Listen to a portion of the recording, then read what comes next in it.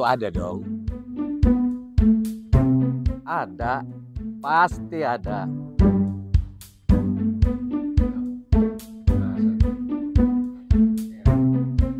Tenang, pasti ada. Iya, betul itu. Mari doakan rangkaian kegiatan Hari Ulang Tahun Gereja Protestan Indonesia Bagian Barat yang ke-75 yang dipusatkan di Kota Padang, Sumatera Barat. Yang berlangsung dari tanggal 28 sampai dengan 31 Oktober 2023. Mulai dari pengobatan gratis, seminar kebangsaan, dan Deklarasi Eco-Church sampai dengan ibadah raya interkonektivitas bersama di 7 titik wilayah Nusantara.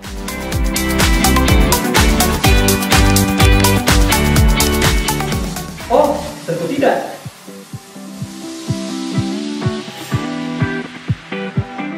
Doakan dan hadir juga loh di ibadah syukur 75 tahun GPIB.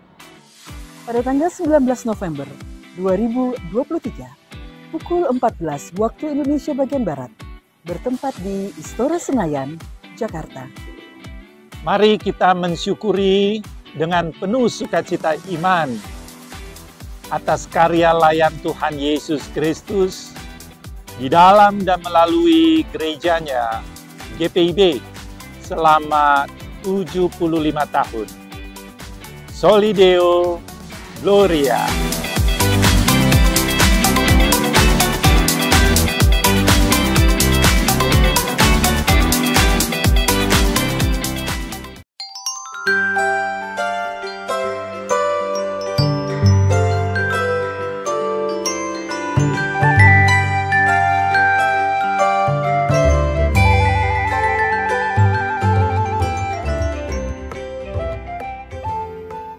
Shalom, Bapak Ibu, saudara-saudari, dan juga anak-anak terkasih di dalam Tuhan.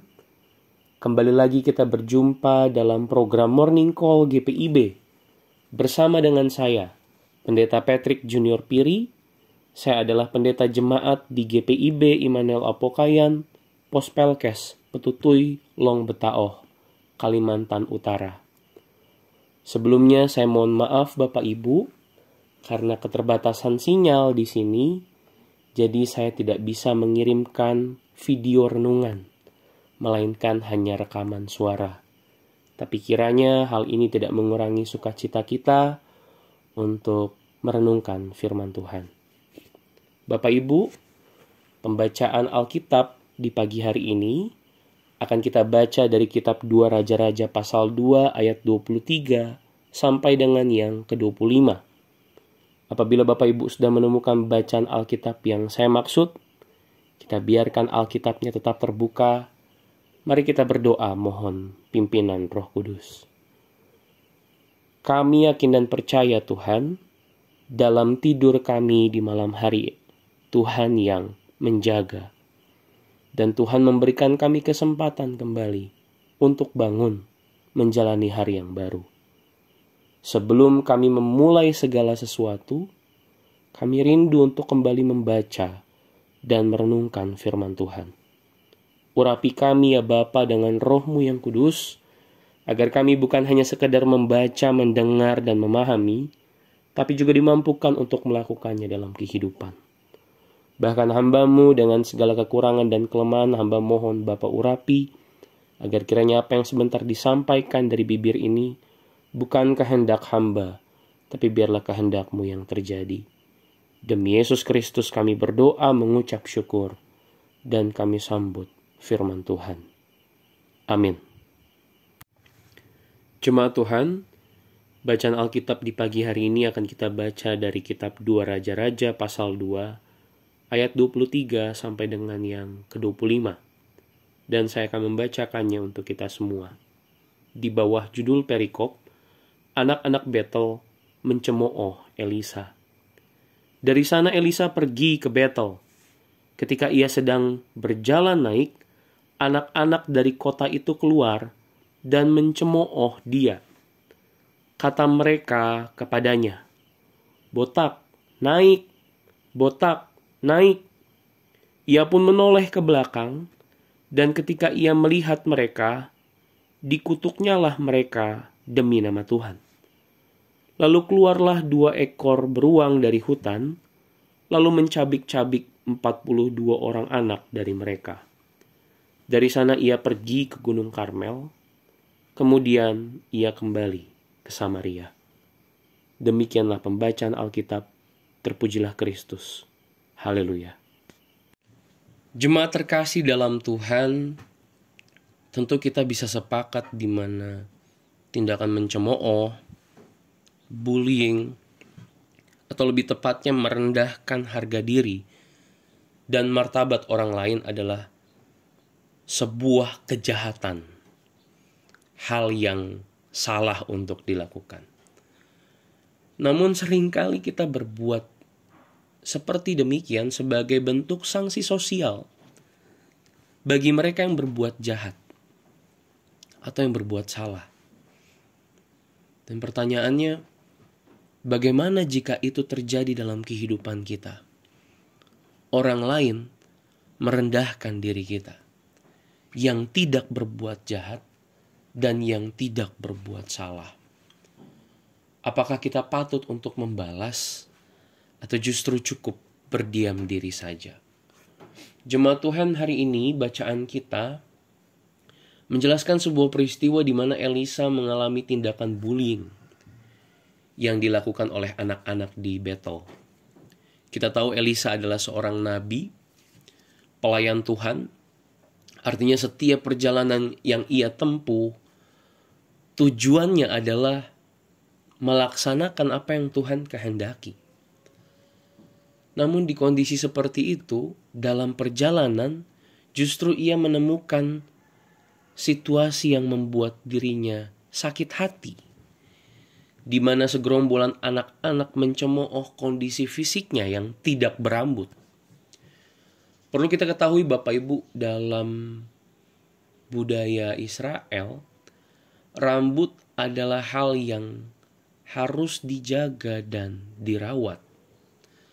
Artinya ketika kita menemukan orang tidak berambut, bisa jadi itu adalah tanda di mana ia habis menerima penghakiman dari orang-orang yang mencap dirinya jahat, atau mungkin juga karena Elisa sedang berkabung.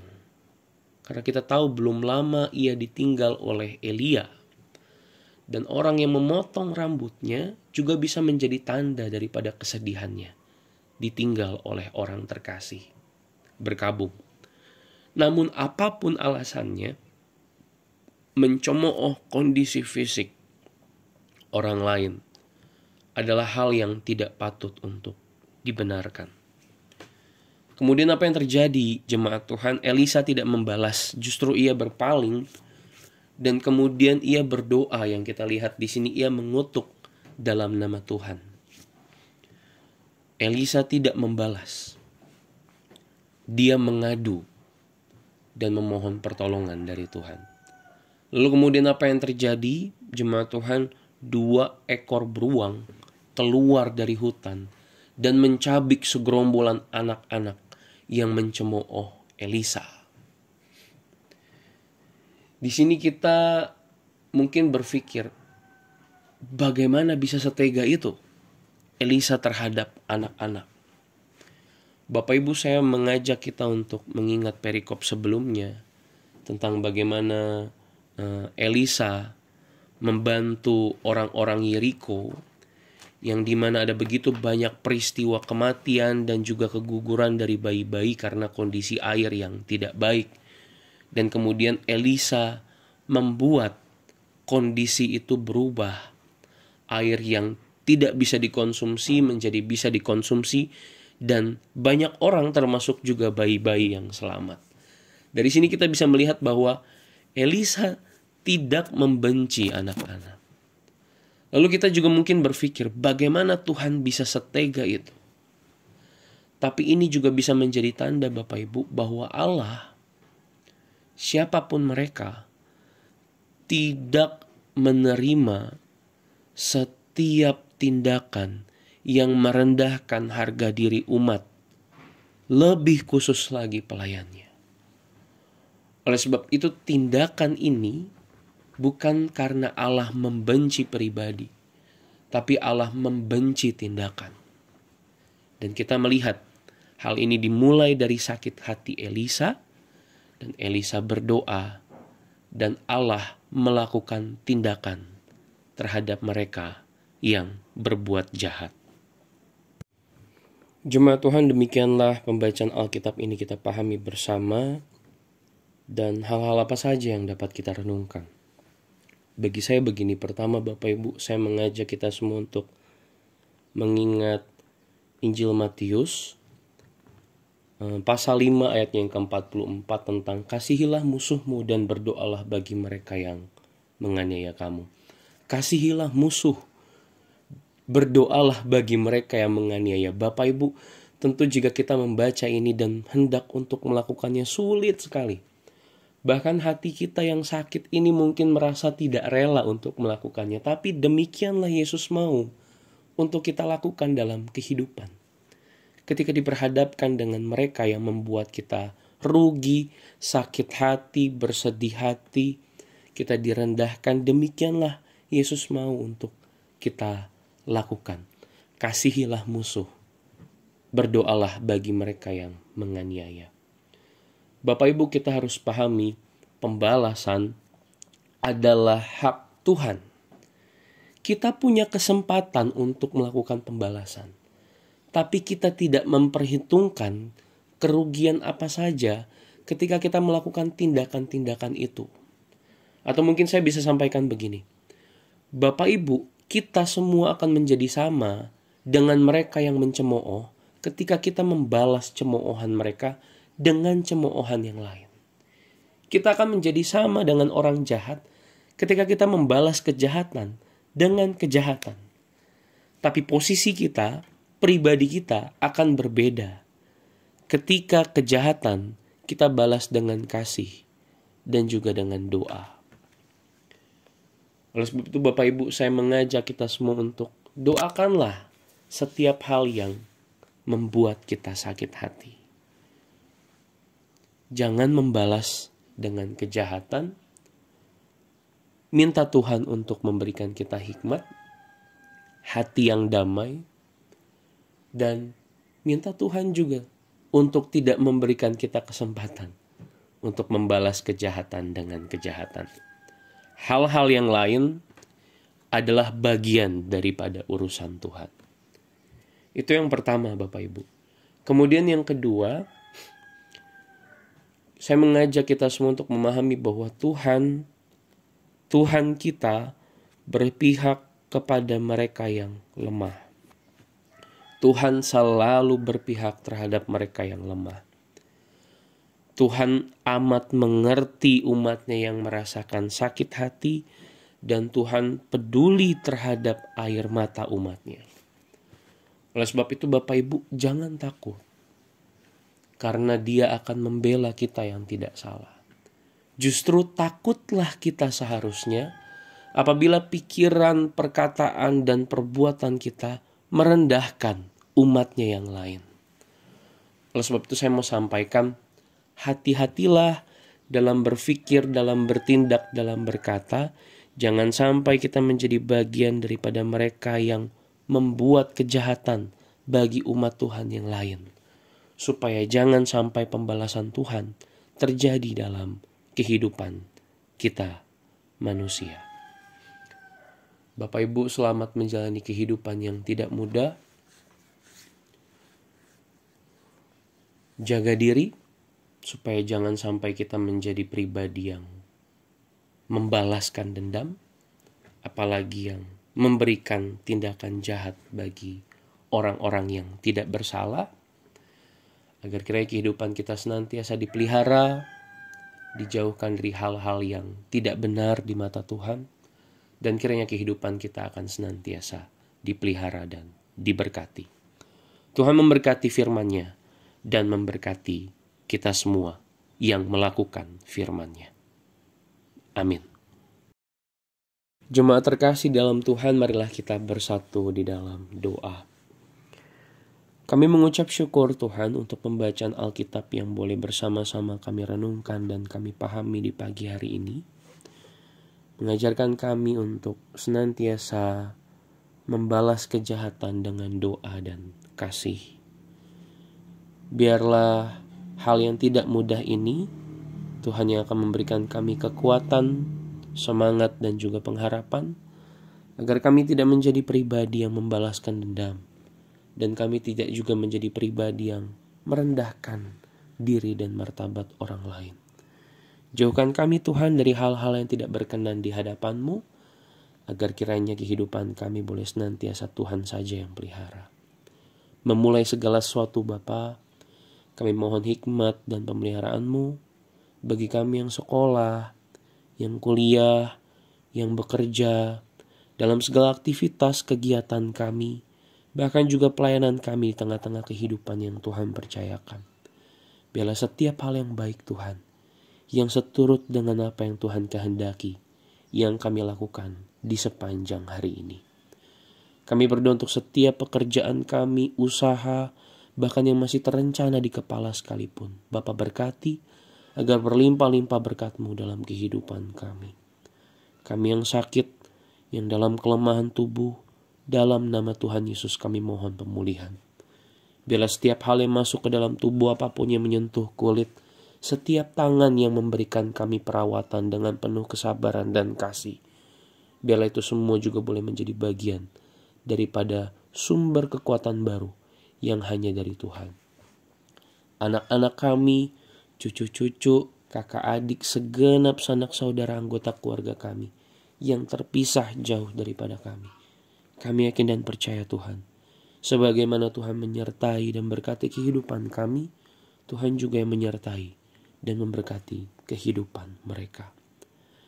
Sepanjang hari ini, kami serahkan kehidupan kami ke dalam tangan Tuhan. Demi Yesus Kristus, Juru Selamat kami yang hidup, kami berdoa dan mengucap syukur di hadapan Allah Bapa di surga. Amin. Bapak Ibu, demikianlah renungan dari Morning Call di pagi hari ini. Boleh disampaikan bagi kita semua.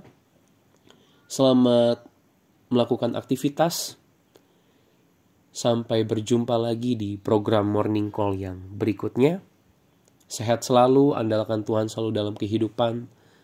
Kiranya Tuhan Yesus memberkati kita semua.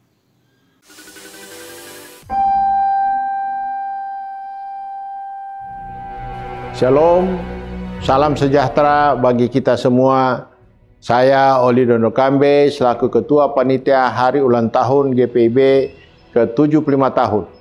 Mengajak jemaat GPIB untuk mengucap syukur kepada Tuhan Yesus Kristus yang menyertai pelayanan GPIB sejak tanggal 31 Oktober 1948 sampai dengan saat ini. Mensyukuri anugerah Tuhan, memasuki usia 75 tahun yang disebut sebagai usia berlian. Maka pelaksanaan hari ulang tahun mengangkat moto GPIB, berbinar kasih.